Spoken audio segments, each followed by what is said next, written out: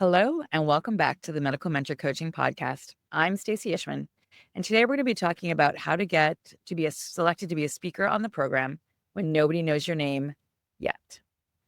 So, you know the work that you're doing, and if you have already done it, you've figured out your niche. What's the area that you want to be known for, which is hopefully known by one or two keywords so people can really put it together. For me at the beginning of my career, it was sleep, and then eventually sleep apnea, and then pediatric sleep apnea, and I got more and more specific as time went on. But I picked the word sleep at the beginning to make sure there was something unifying to the work I was doing. I was a couple years in, but I figured it out eventually. Now, what you want to do is you want to be presenting papers, you want to be putting in abstracts. But the problem at the beginning of your career is while you know that you need exposure to build credibility, you also need credibility to get exposure.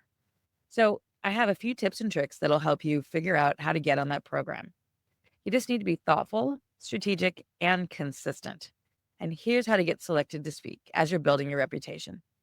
Now, the first is don't wait to be invited. Build a panel. If you take nothing else from this, I want you to remember one of the fastest ways to be asked to be on the program at a national meeting or a regional meeting is to build a panel. Especially as an early career physician, I recommend that you become a moderator on a topic that you know is timely and interesting and in your area of expertise.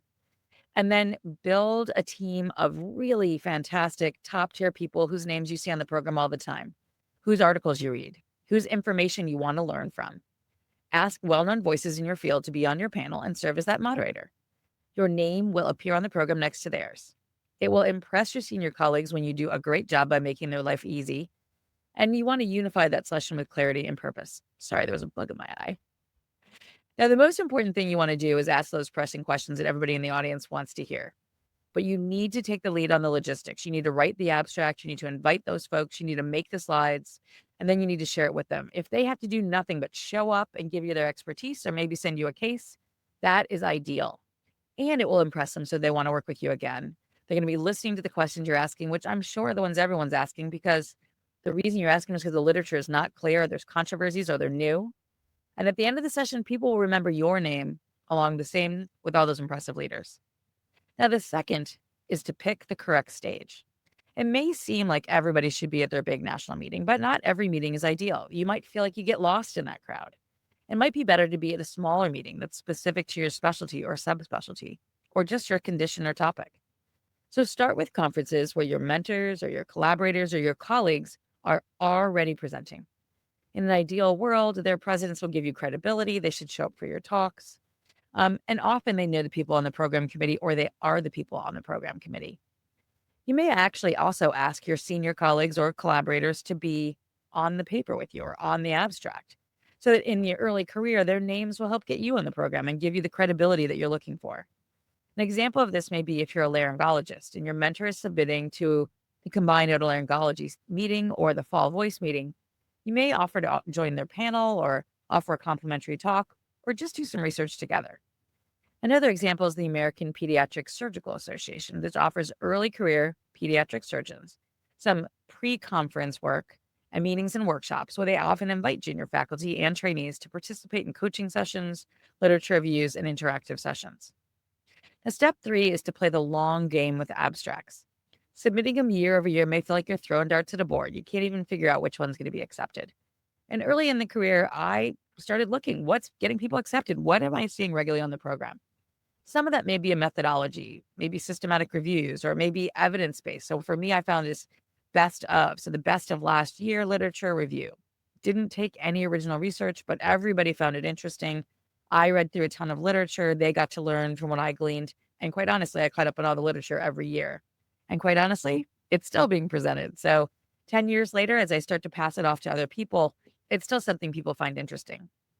Now, when I look back, the abstracts that were accepted weren't always the best ones, but they were ones that were written clearly, they were framed around a timely question, and they were easy to review and easy to say yes to. In addition, the strongest abstracts don't just summarize, but they build trust. So people are going to show up and listen to what you have to say next time. So I have a few tips. The first is to lead with clarity. Make sure your first sentence is understandable and have somebody outside your group read it so that they can tell you if it doesn't make sense to them. The second is to use language that aligns with the meeting. If it's about innovative approaches, then you want to write about your novel approach. If it's about clinical relevance, you might want to talk about practice changing findings, but try and mirror the language. The other is to include at least one sentence on why this work matters. You may assume everybody knows this, but oftentimes program committees are not going to be in your specialty or a subspecialty. So you need to tell them why it's important. And then please try and avoid jargon or overloaded statistics. I also find it incredibly hard when people put a lot of abbreviations in the methods and then use all of them in the results section. You're probably only using 250 words. I do understand the need to want to try and limit, how much you can fit in there, but it is hard to remember the abbreviation. And if I'm a reviewer that doesn't understand your field, it makes it one step less likely that I'm going to pick your abstract. So some of the other tricks are to actually look at old programs and say, well, what are the most common topics? You also may find in the solicitation for the meeting that they include topics that they want to hear from you on. I know the American Academy of Otolaryngology routinely talks about gaps where they want to hear more in the future. And then the next one is number 4, use posters as a stepping stone. Now, many people say, I don't want to go to a meeting if it's a poster. And I know there's some places that limit your ability to get funds to go to a meeting if it's just a poster. But it is an opportunity to get your name on the program. It shows that you've been selected by your peers, so it's a peer-reviewed abstract. It is also an opportunity to make some one-on-one relationships. And here's one of the things you may not have thought of, but you know who goes to the poster session? It's the people who are judging the posters are usually pretty senior and usually in your field. It is the program committee who's selected you in the first place, and it's oftentimes the leadership of the organization. These are the people you want to meet. If you get an opportunity to have a one-on-one conversation, I highly recommend doing it. I also recommend looking up who those people are ahead of time if you don't know, and even looking up their pictures, which is much easier in this day and age. It's also a chance to practice your message. If you have an elevator speech where you can tell people what your research is about in 30 seconds, that's fantastic. If not, here's your chance to practice. It also becomes your visible contribution to the field. And as you have done this for a few years, it's easier to get on the podium if you've been doing posters and people can see your work. Now, what I didn't realize until late in my career was that list of people I told you about. So do keep in mind that you may meet some of the people you absolutely want to meet at the poster reception. And sometimes they're also made a social event. And so if there's a glass of wine, even better. Now, my other strategy, don't just stand by your poster, but start a conversation. Ask people at the next poster what theirs is about. Practice telling them what yours is about. And then follow up with a short connection or a DM or exchange phone numbers. And then keep in touch if you can. I also suggest using a QR code, especially if you have a lab or a body of work you want people to be able to see, and they can actually use that to connect with you later. Now, the 5th is to ask for an opportunity. Some of the best talks you will ever give are because you asked to give them. Now, if you've presented a poster a few years in a row, or you've even been on the podium once, you published a few solid papers, you have a niche people can understand, and you're showing up consistently, you are no longer unknown. You are a contributor. So ask a mentor, hey, would you mind putting me on that panel or recommending me for a symposium? Or email the conference coordinator or the program committee and say, I'd love to be considered for a talk on this topic, whatever your topic of interest is. I know a friend who just did this to talk about environmental sustainability. You can even include some of your recent work or talk about the poster you presented at that same meeting last year. And that's how you grow your network. Now, if you're nervous about directly asking somebody to put you on the program, you can always ask to help with the meeting or provide recommendations for people who might be good in a topic area and include yourself.